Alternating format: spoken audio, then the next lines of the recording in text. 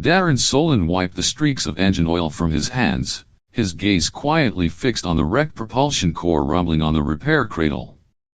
2 years ago, he had been piloting tactical fighters through plasma storms at the edge of the solar frontier. Now, he was just another forgotten mechanic in a crumbling shipyard outside New Seraph settlement on Earth 3. So this was what peace had done to people like him. It had tossed them aside, left them to rot in places where heroism faded into the stale scent of broken metal and decaying memories. Darin. Office. Now. The gruff shout of the manager echoed from the back of the workshop. He sighed, tossed the greasy cloth into a battered bucket, and trudged toward the office, not even bothering to wipe the oil smears on his sleeves. Behind the flimsy office door stood not only his boss but 2 strangers dressed in shimmering gray uniforms, adorned with the unmistakable insignia of the SEALs Tien Pact, the Galactic Union of Civilizations. The soldier's instinct in him flared awake instantly. His posture straightened. His eyes cooled. "Mr. Solen," one of the men extended a hand, "I'm Agent Javin Crest. This is Agent Selariis. We're here with a rather unusual offer." Darin didn't shake the hand. He simply crossed his arms over his chest, silent and guarded. Agent Crest smiled faintly, as if he was used to this reaction. "You were a tactical pilot," Crest said, 12 deep space missions, 5 commendations. And now, fixing broken engines." Darin gave a dry chuckle. "You want me to fix your fancy toys too?" "No," Crest's smile vanished. "We want you to represent humanity." Darin arched an eyebrow. "Represent? How?" "Starbond Accord," Selariis interjected, sliding a luminous data pad across the desk. "A galactic diplomatic initiative. Certain individuals have been selected to form biological bonds with alien species, building bridges of trust at the deepest levels." Darin picked up the data pad. The contract was thick, heavy with stipulations. 1 year of commitment. An astronomical stipend. Housing on any SEALs Tien planet. Free access to quantum portals. Complete diplomatic immunity. And a chance to escape the slow, grinding death of this forgotten corner of the galaxy. He remained silent for a long time before asking, quietly, "What if I agree? Do I get to choose who, or what I bond with?" "Not exactly," Selariis replied. "A multidimensional compatibility algorithm makes the selection. No negotiations. Once the bond is established, biological synchronization begins immediately." Darin squinted. "And if I refuse?" "You go back to the leaking roofs and broken drive shafts," Crest said flatly. "And you forget what it feels like to soar among the stars." Outside the cracked window, the night sky stretched endless and cold, the stars blinking distantly like forgotten promises. Darin Solen laid his palm firmly on the data pad, voice low but steady. "All right. I'm in." Crest's expression relaxed into a rare smile. "Training starts immediately. Prepare yourself for a horizon you've never even dreamed of." 1 hour later, Darin left the shipyard, carrying nothing but an old pilot's jacket and his soul quietly placing all its bets on fate. He had no idea that ahead of him lay not just trials of the body and mind, but a connection so profound, so powerful, that it would either save humanity or utterly unmake it. The Starbond Accord training facility was buried deep within the Nevada Prime Quantum Tunnel Network, a labyrinth built to withstand cosmic impacts and survive planetary collapses. Darin Solen stepped out of the teleportation gate, squinting against the sterile, cold light flooding the steel corridors. Here, humanity was no longer at the center of anything. Here, they were just specks of dust caught in the vast machinery of the SEALs Tien Pact. The newly recruited group numbered around 30, Most were stoic, silent types. Former soldiers, space engineers, survivalists, all with one common trait: no family ties, highly practical skills, and a strange loneliness flickering in their eyes. The instructor waited at the end of the corridor, a tall woman with silver hair and eyes sharp as a plasma blade. "I am Tessa Vane," her voice cut through the air like a vibroblade, "the one who will forge you into the first biological ambassadors of Earth. But before you earn that title, you must understand one truth. A soul bond is not a contract. It is a transformation. Once it begins, there is no going back." Darin absorbed her words, a weight settling in his chest. Not fear. Not hesitation. Just the quiet realization that a door had closed behind him, forever. The next 3 weeks were a grueling dream. They studied xenobiology, alien anatomy, alien psychology. The Selariis absorbing starlight for sustenance. The Selariis sinking emotions through pulse frequencies. The Drovkeen shedding their skins to declare loyalty, and the Vetrax speaking only through breath patterns. They trained in biofield synchronization, deep meditations, emotional threshold simulations, encounters with synthetic resonance fields that battered their minds like storms. People dropped out. Some nights, Darin sat silently by the empty beds of those who had quit, their absence leaving a chill sharper than steel. But he stayed. Not because he was enamored by diplomacy, but because he had sworn to himself. Never again would he rot in the shadows. Then came the day of reckoning. In the grand hall of convergence, each recruit stood on a glowing circular platform, surrounded by a cathedral of pulsating crystalline structures carved with ancient alien symbols. A voice rang out, not through speakers, but through the very air, vibrating against their bones. Initiating compatibility assessment. Analyzing biofields. Result: Darin Solen, compatible with Selariis life form. Designation: Selariis, heir of Crynthia's light stream. The platform beneath Darin trembled softly. A wave of violet light spread outwards, guiding him toward a section adorned with breathing, living crystal pillars. And he saw her.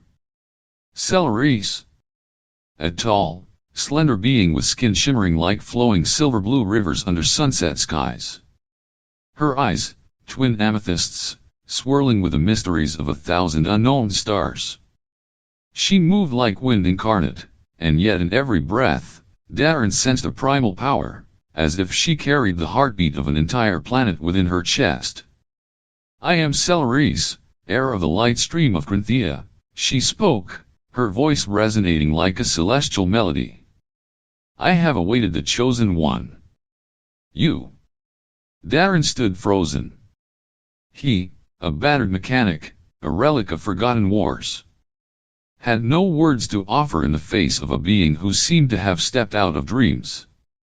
The officiator stepped forward, raising their crystalline staff. "Based on biofield resonance matching, Seals Tien Pact hereby formalizes the bond between Darin Solen of Earth and Selariis of Cynthia. This bond cannot be annulled without mutual soul consent." A gentle ribbon of light wrapped around Darin's and Selariis' wrists, weaving them together. Not a shackle, but a bridge that neither could now walk away from. Darin swallowed hard. He looked into her endless violet eyes. And he understood. His life was no longer just his own. The living quarters provided for newly bonded pairs were perched in orbit above Cynthia, a domed suite of transparent crystal, suspended amid the velvet darkness of space, where rivers of starlight streamed across the sky like silver rivers. Darin Solen stood silently at the panoramic window, gazing at the distant sphere of Earth 3, small and fragile, spinning quietly far away. Selariis appeared beside him without a sound. Her mere presence carried a subtle warmth that brushed against the edge of his awareness. "We must commence the first soul synchronization," she said, her voice a soft ripple against his mind. Right now. Darin hesitated.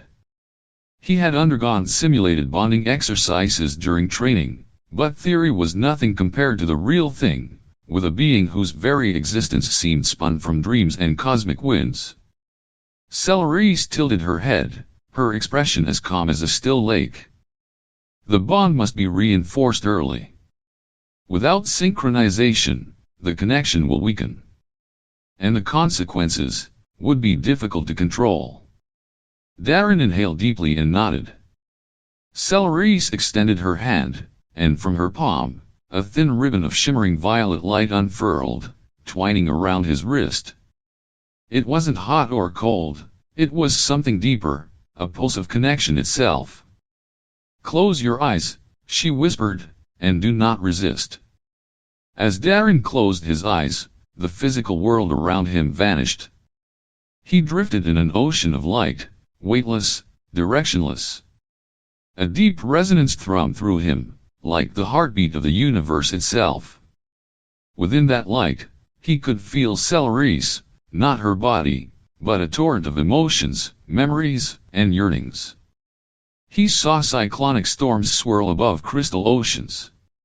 He glimpsed cities of living stone that grew like forests under alien skies. He witnessed children of Crinthea playing in fields made of luminous grasses. And he felt her loneliness. A loneliness so profound and ancient it struck a chord buried deep within him, a chord he hadn't realized was waiting to be played. He had no idea how long the process lasted.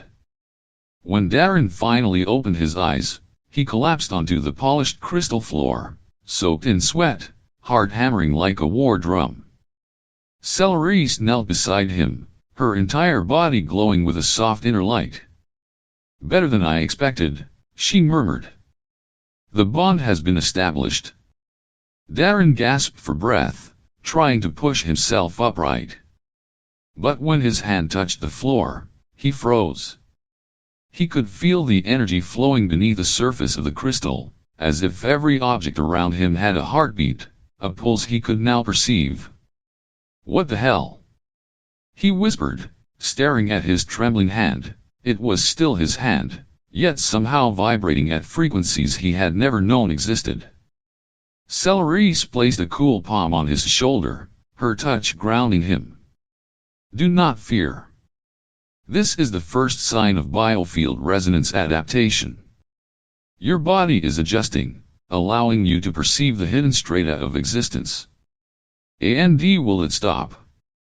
Darin croaked. Selariis shook her head slowly. No. This is only the beginning. In the following days, the changes in Darin became undeniable. He could see perfectly in the dark, not just shapes, but the energy veins flowing within all things. He could feel emotions pass like breezes across his skin, anger, joy, sorrow, drifting in invisible currents. And sometimes, in the quiet moments, he could hear the faintest whisper of something calling, not in words, but in raw longing. Selariis never strayed far. Her presence was his anchor, a warm, steady lighthouse in the growing storm of new senses. But not everything went smoothly. One night, during an emotional control exercise, Darin, overwhelmed by a sudden surge of feeling, accidentally shattered an energy crystal weighing several tons with a mere touch. The crystal exploded into a storm of glittering shards. Selariis rushed forward, hands raised, weaving their biofields together to stabilize the energies before they tore him apart. She sighed, the glow in her violet eyes dimming slightly. Your awakening is accelerating. Far faster than anticipated. Darin looked around at the ruined chamber, a sick knot forming in his gut. He was beginning to realize. This was no simple diplomatic arrangement. This was an irreversible transformation. And if the outside world discovered the truth, they would never let him, or Selariis, live freely again. 3 days after the crystal incident, Darin Solen stood before the mirror in the Biond wing, gripping the sink with white-knuckled hands. His eyes, once a pale stormy gray, now shimmered faintly with a subtle violet glow. Not enough for the casual observer to notice, but to anyone watching closely, undeniable. And that was just the surface. Inside, he could feel the pulse of every electrical system in the room. He could hear the low currents humming through the walls, like underground rivers roaring beneath the mountain. He could even sense the emotional states of passing strangers, anxiety, ambition, suspicion, brushing lightly against his skin like passing shadows. Darin clenched his fists, trying to suppress the sensations crashing over him. But the more he resisted, the more the tides of power surged and roared within. That night, they came for him. Not Selariis. Not the researchers. The Sealstian Council's Biofield Enforcement Division. As Darin returned to his quarters, he found 6 armored guards, 2 xenobiologists, and a council adjudicator waiting for him. Their silver uniforms gleamed under the cold lights, the Sealstian Pact insignia blazing bright. The lead officer, a tall woman with glacial hair and colder eyes, stepped forward. Darin Solen. Under Clause 17b-9 of the Interspecies Concord Act, you are hereby summoned for investigation regarding unauthorized biofield anomalies. Selariis materialized in an instant, placing herself between Darin and the enforcement team. The air around her shimmered, violet energy flickering at her fingertips. He is not a threat, she said, her voice edged with steel. Perhaps. Perhaps not, the officer replied coolly. But his post-incident energy output exceeds safety thresholds. The council cannot afford to ignore the risk. Darin stepped forward, hands curling into fists. And what exactly are you planning to do? He growled. You will be isolated. Subjected to energy suppression protocols. If stabilization fails, she hesitated. Your bond with Selariis will be forcibly dissolved. The word dissolved hung heavy in the air, heavier than any weapon drawn. Darin felt his blood run cold. To dissolve his soul bond was to tear apart 2 beings at the deepest level of their existence. It was not just the end of a relationship. It was obliteration. No, Selariis whispered, but her voice thundered across the room like a shockwave. Darin grabbed her hand, anchoring them both. I won't let them, he said, voice low, heart hammering. You have no choice, the officer said icily. Under Sealstian law, if a hybrid entity poses a potential destabilization threat, the council has full authority to intervene. Selariis tilted her head, violet eyes flashing with a storm of defiance. You do not understand.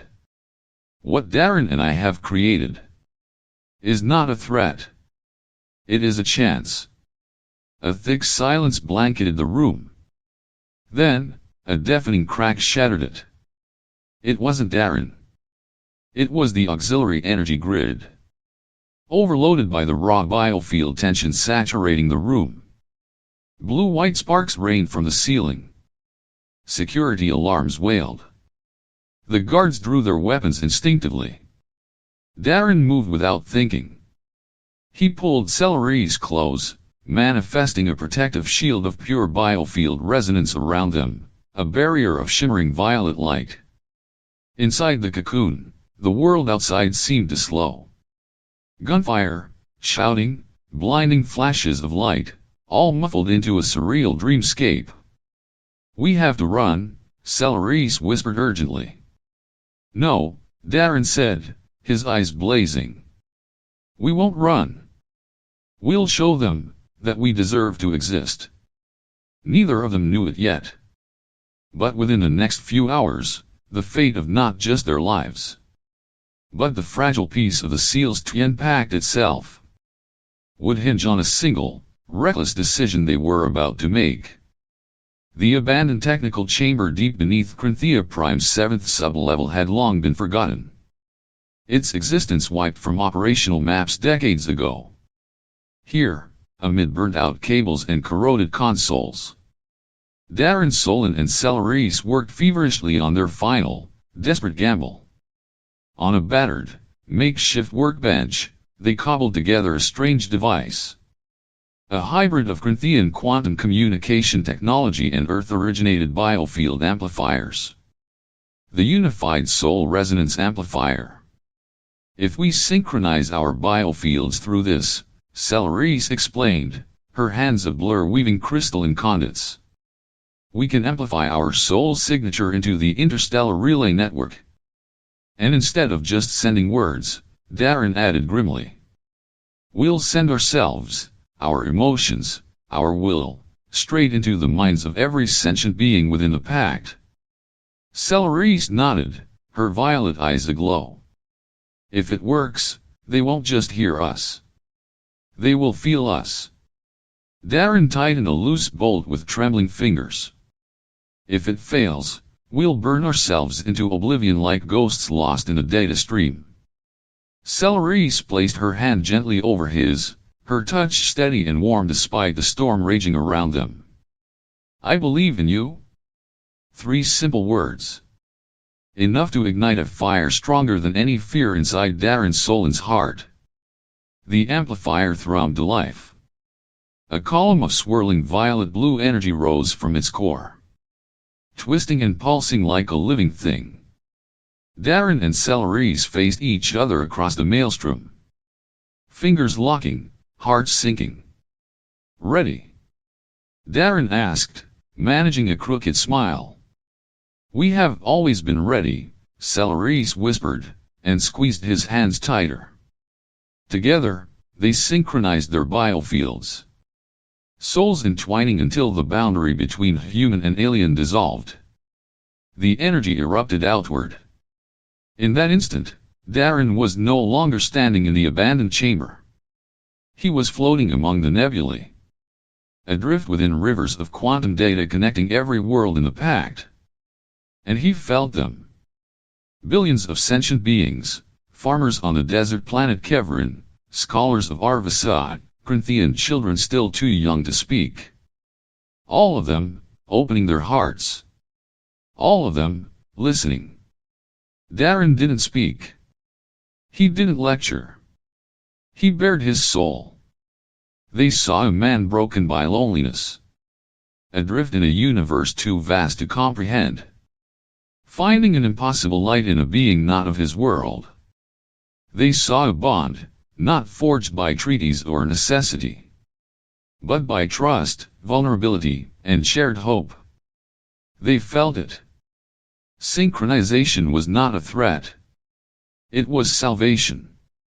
A new path. A future. Waves of emotion surged back toward them. Confusion, awe, fear. And then, acceptance. Selariis whispered into their merged awareness. It's spreading. They are understanding.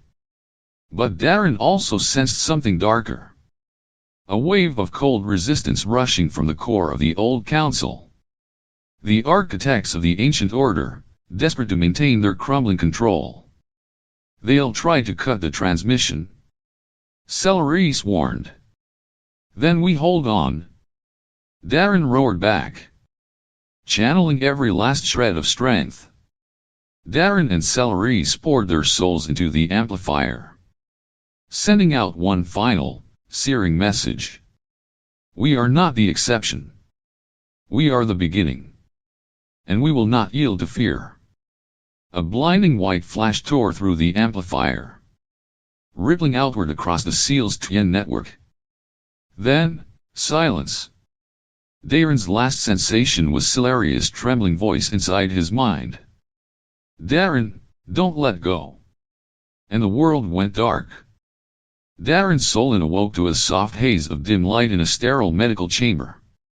Every muscle in his body ached as if he had been torn apart and stitched back together with raw starlight. He blinked, struggling to orient himself. The sharp scent of antiseptic filled his nose. The steady beep of life monitors echoed in the silence. And a familiar hand was wrapped tightly around his own. "Darin," Selariis whispered, her voice raw but infinitely gentle. He turned his head, finding her violet eyes, tired, shimmering, but shining with quiet joy. "We made it," he rasped, barely able to form the words. Selariis nodded, squeezing his hand tighter. "Not just survived," she said, her voice filled with wonder and fierce pride. "We changed everything." The chamber door slid open. A delegation entered. Not the Biofield Enforcement Division, not the Council's guards, but envoys from every corner of the Seal's Twin Pact, humans, Corinthians, and other species alike. At their head stood High Commissioner Melisvar, the newly elected leader of the Seal's Twin Pact after the collapse of the old council. The silver-haired Corinthian bowed her head slightly. "Darin Solen, Selariis of Corinthia, you have unleashed a wave unlike anything in the history of the Pact."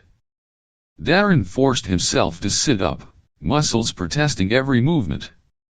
"If you're here to dissolve us," he croaked, "get it over with."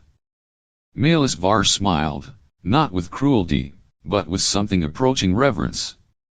"No." The old council fell beneath the weight of billions of voices rising in protest. They were forced to yield. "And your bond has been officially recognized." Darin froze. Selariis tightened her grip on his hand, violet eyes glistening with tears that refused to fall. "Moreover," Melis continued, stepping aside for another envoy to step forward, a human scientist carrying thick data tablets. "We have analyzed your biofield, Darin Solen." "And?" Darin rasped. "You are the first ascendant," the scientist said, awe-coloring every syllable. "The first evolutionary bridge, a being capable of biofield harmonization, emotional resonance, and energetic manipulation at a level previously thought mythical." Darin slumped back into the bed, his mind reeling. He, a broken ex-soldier, a forgotten mechanic, was now the catalyst for a revolution across the stars? "I never asked to be some kind of messiah," he muttered bitterly. Selariis leaned in closer, her touch grounding him once more. "You don't have to be a messiah, Darin Solen. You just have to be you." Melisvar stepped forward, her voice solemn. "We do not ask you to lead.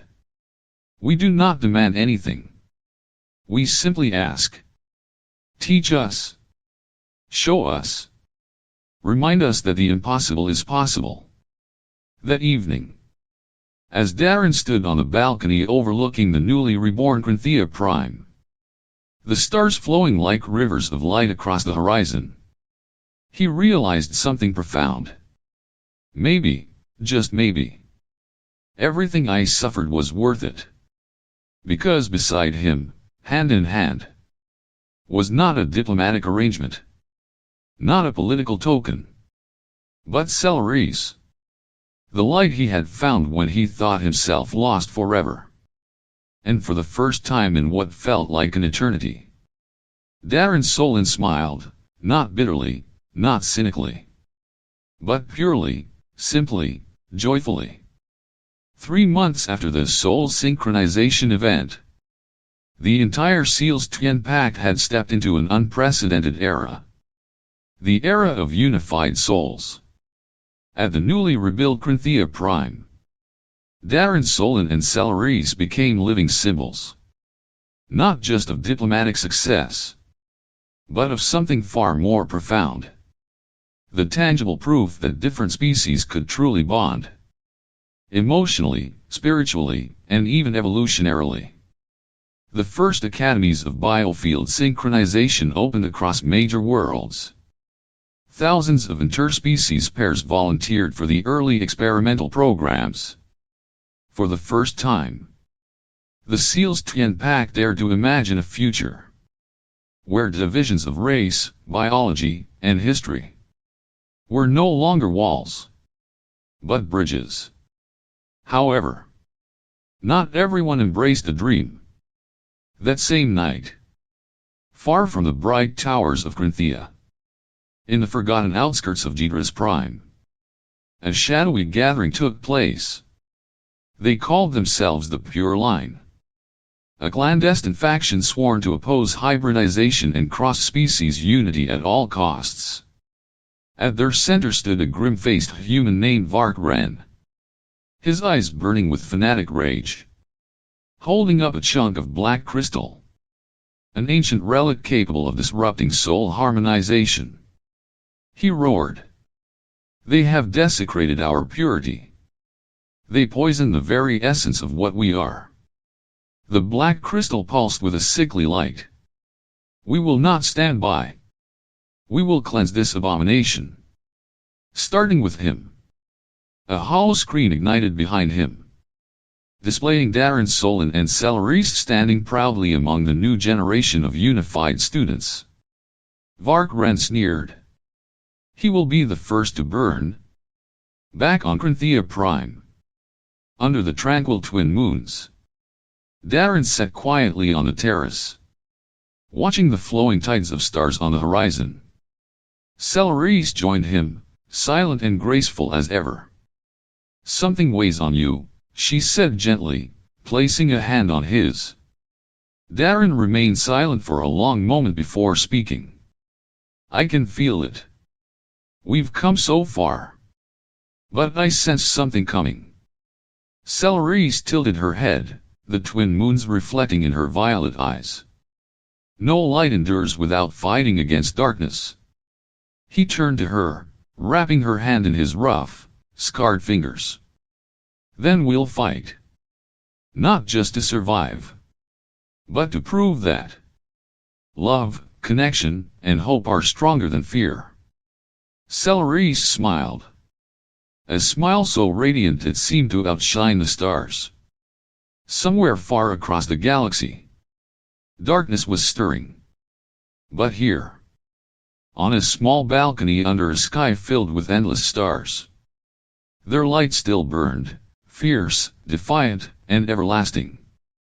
The inauguration day of the Unified Institute of Crinthea Prime, a place built to train the first generation of soul-bonded beings, was awash with laughter, music, and vibrant banners dancing under the violet sky. Darin Solen and Selariis stood on the central dais, surrounded by a crowd of thousands. Students of every race, every color, every tongue. This was their dream made real. A galaxy where differences were not barriers, but bonds. Darin squeezed Selariis' hand, his chest swelling with pride. "We've come so far," he whispered. "No one's taking this from us."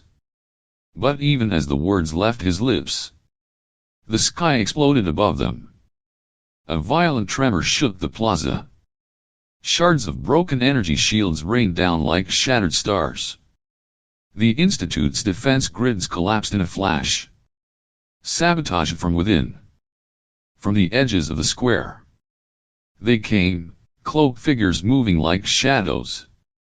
The Pure Line had struck. They wielded weapons unlike anything seen before. Black crystalline spheres designed to disrupt soul harmonization in a wide radius. "Protect them!" Cries rang out across the plaza. Guards, students, and volunteers rushed forward, forming human shields around Darin and Selariis. But the attackers were too many, and the surprise had cut deep. A black sphere hurtled straight toward Darin.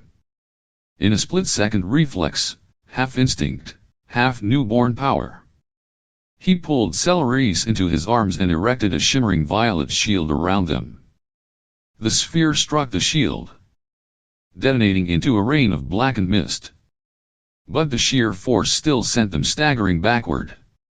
Selariis gasped, steadying herself. "They've studied our energy fields. They know how to tear us apart. Darin tightened his grip around her. Then we beat them. With something they'll never understand. What? She asked, breathless amidst the chaos. Darin met her gaze, his voice burning with resolve. Love. And unity.